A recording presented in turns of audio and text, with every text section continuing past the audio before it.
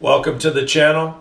On my last video, I got a comment from T-Con, which I know Tim. Tim's a big supporter of the channel, and Tim, I appreciate you. He suggested that we do a video on tying your boat up, and I think that's a great idea. It's a video that I want to do, so today we're going to get her done. All right, if you go into any publication like Chapman's or Dutton's or the Boat Crew Seamanship Manual, any of those pubs on boating, you're going to find this illustration. Tying your boat up, you have cleats 1, 2, 3, and 4, and they're paralleled on the other side. These are considered stations, mooring stations. So if you are going to give the command, say put over 2, this is 2, and we happen to be going starboard side 2, so the stations obviously would be set up on that side. But put over line 2. Anytime I give a command, I'm going to give it to the station that I want. If I said hold 2, put over 4, put over 1, each respective station will do this. Now, you may not be doing this on a pleasure craft, but you need to know the concept. The concept is that these are all numbered, and this is how they're numbered, and it's a form of communication. If it's just you and your spouse, and you say, okay, we're gonna go in, we're gonna use line 2, and we're going to get that all made up, and then we'll go to 4. If you're not on the same page, it's going to get really confusing. So that's what this is about. So let's look at how this lines out. 1 goes straight across, 2 goes down, 3 goes up, and 4 goes straight across again too.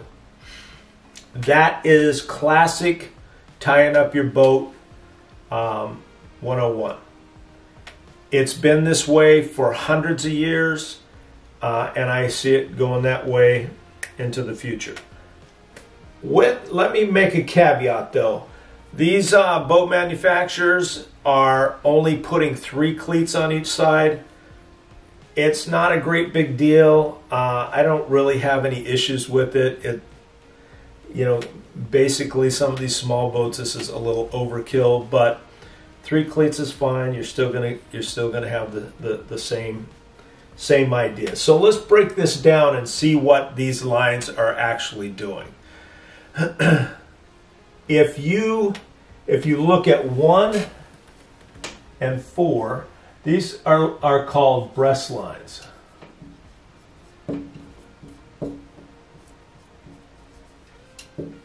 Okay, breast lines hold the boat to the dock. That's its only job. If you look, it's about 90 degrees off to the dock, and it holds the boat in. This is holding the bow in, this is holding the stern in. Can you have more than 1 breast line? Absolutely. Bigger ships, they have tensioners, they're automatic. They put them out as a breast line, and they keep tension as the boat's coming in and going out. But you, as a recreational boater, if you know that this is holding you into the dock and you're not liking what's going on, put another breast line out. Okay, then you have 2 and 3, and these are called spring lines.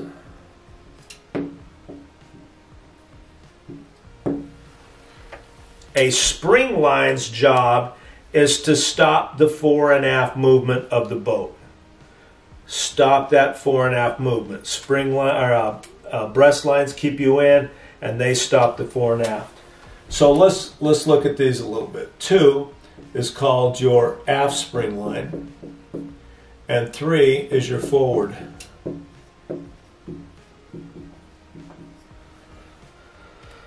So let's look at this a little bit. If you were to take, let's say we've got current or we've got wind, swells, whatever, and it's coming from the bow or coming forward.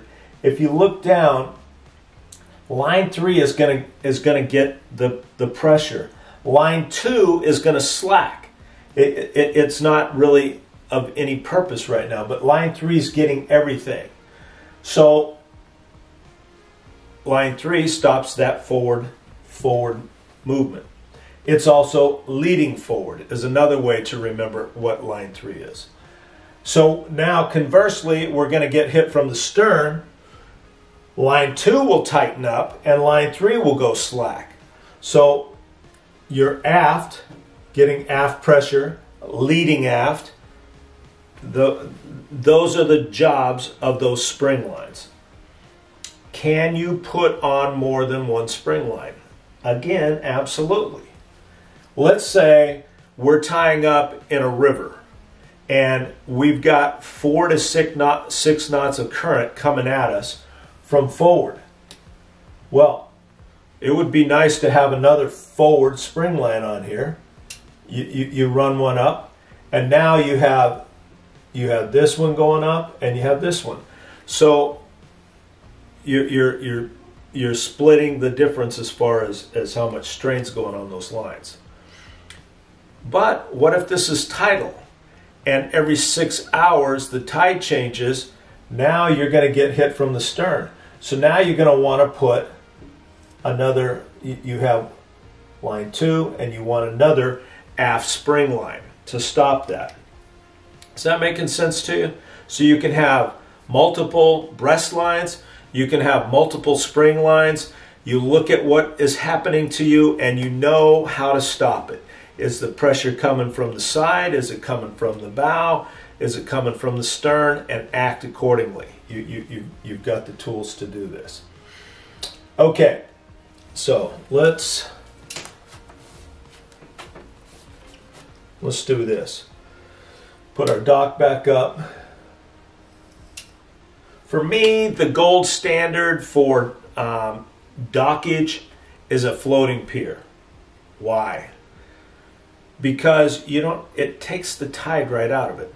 The boat is tied off to the dock and the boat go up and down with the tide, and you don't have to worry about it. And you can get away with a lot of stuff that you can't if you're being affected by the tide. So follow me along here. So we've got a cleat on the dock, and we're going to go put our eye on this cleat and go straight to line 2 and then down. Does that look like a breast line to you? Absolutely. Is that an aft spring line? Absolutely.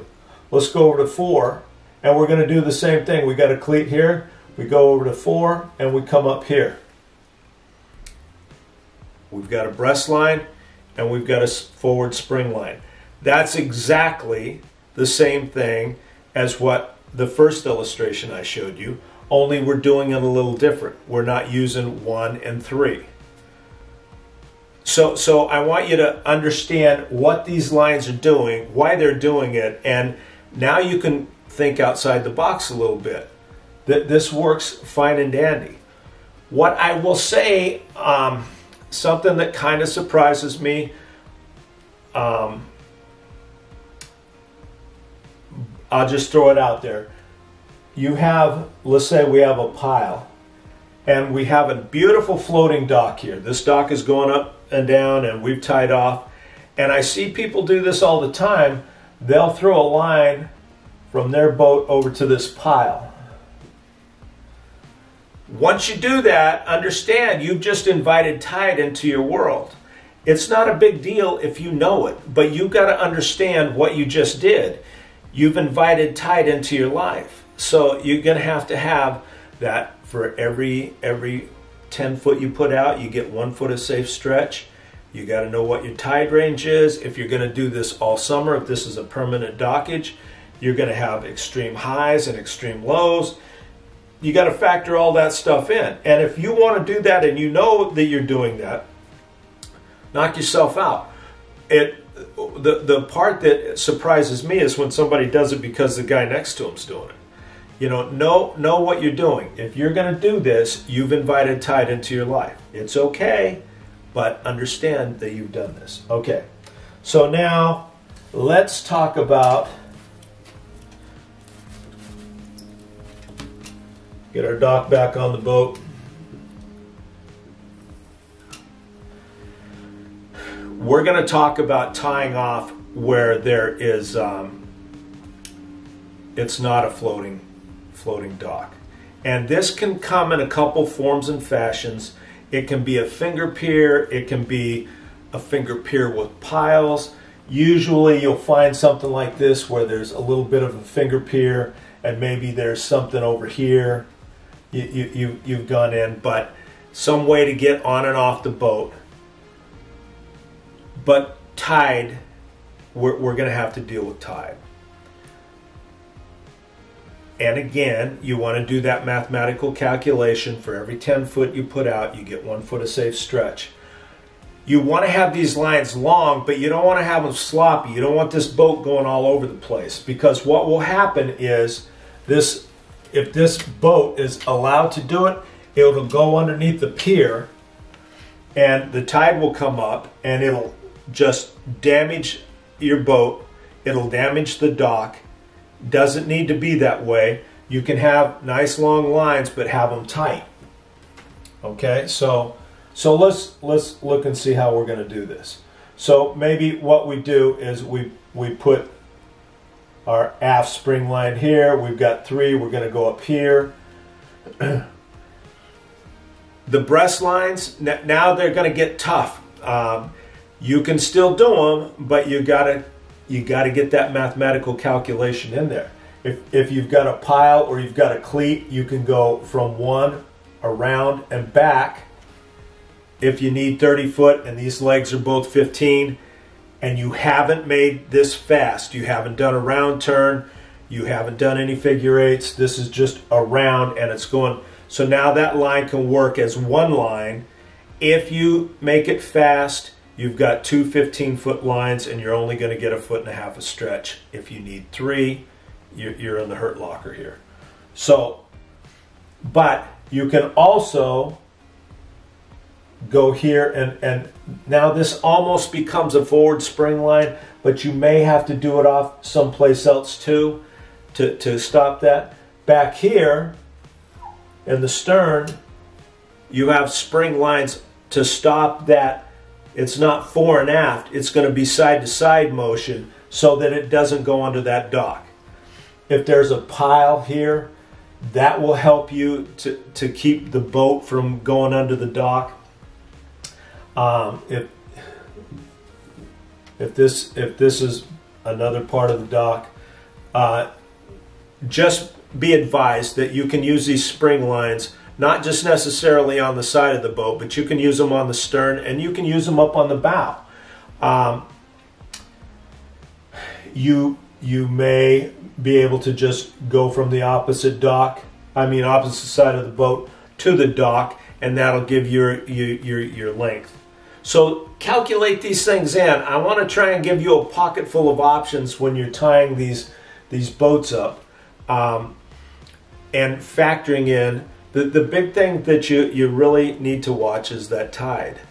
That's what'll get you. So let's throw some wind into it. Let's have some wind coming from this direction. Now you're afraid that you're going to go under the dock because of the tide, and now the wind's going to fight you and make you go under the dock. What can you do? Well, again, we have these piles. We can run a breast line, which would now be a reverse breast line. It's not holding you to the dock, it's holding you off. Here's another one. Boom, you could do that. You can put an anchor out here. You can put one out here. You kind of want to mark these, but at the end of the day, these anchors, if they're holding, they'll keep you off the dock. So think about what options you have. If these piles don't exist, utilize your anchors. Do what you have to do to make your boat safe. Think outside the box a little bit here and utilize the different options that you have. And just keep an eye out. None of this stuff is really hard, but I'm trying to save you a little pain. If you come back and your boat is underneath the dock, it's not a good day. So I think that covers it. My next video is going to be the most important cleat on your boat, and it is an absolute game changer. If you don't watch any of my videos, I think you definitely want to watch this one, because it changes everything. We're at the end of December going into January in New England, so you're going to get a lot of whiteboard here, but I think that we can explain this stuff well enough on the whiteboard that when we get on the boat, it'll just make a lot more sense. I appreciate you tuning in. If you made it all this way, hit that damn like button, and we'll catch you on the most important video that I'm going to throw your way in a while here. Okay, thank you.